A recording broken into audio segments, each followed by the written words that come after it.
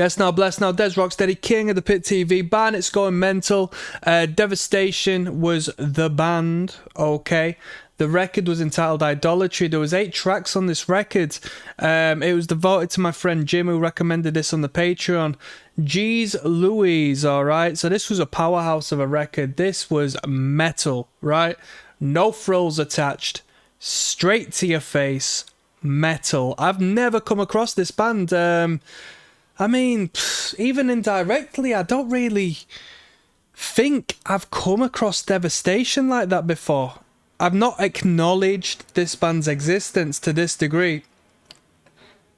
And I'm going to start by saying definitely underrated. Definitely underrated. I saw that in the credits, the limited credits we had, that it, you know, might have been self-published, and that might have been the reason why it didn't garner the attention of some of the other bands who probably just, like, you know, have been rehashed by the label they got signed to initially, you know, and mass marketed via that label.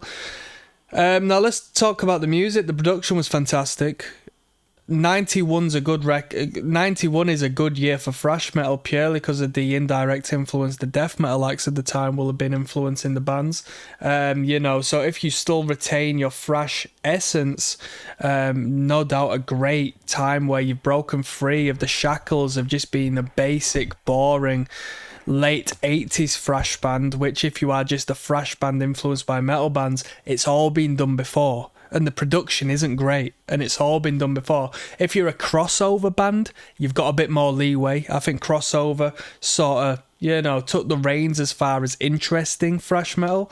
And then the 90s, hey, we can start to reintroduce a new element, a new spirit at the times, and I think this band absorbed that quite well indeed, especially with the, you know, the idolatry, the anti-religious theme, definitely, you know, a little more murky, a little more sinister in nature, as opposed to like nuclear war, it's war all the time, which then got revitalized tenfold in the 2000s.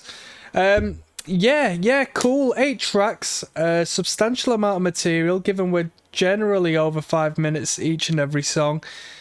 I think, every song aside the last one, which is 6 seconds under, so plenty of material, as we all know by now. 8 tracks is the optimal amount of material to have on a LP, no doubt, given that, you know, you've got lengthier songs.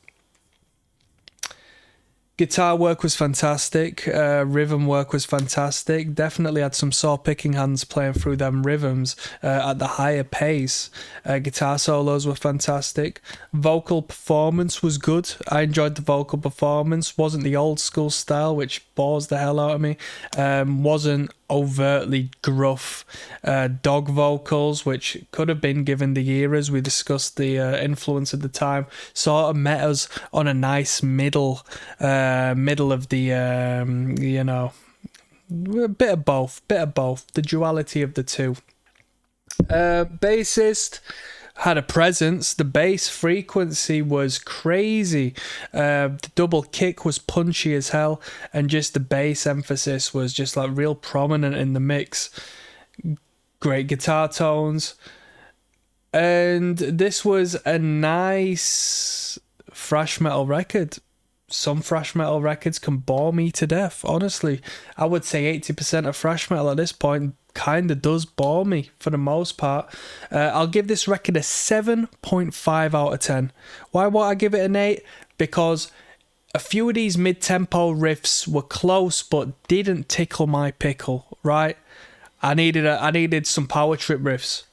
I needed some Exodus riffs. Do you know what I mean? But we had our own unique style of riffs. It didn't stray far from what I'm generally into, so 7.5 is a decent rating from me. On that note, I'm signing out, people. I'll see you on the flip side. Goodbye.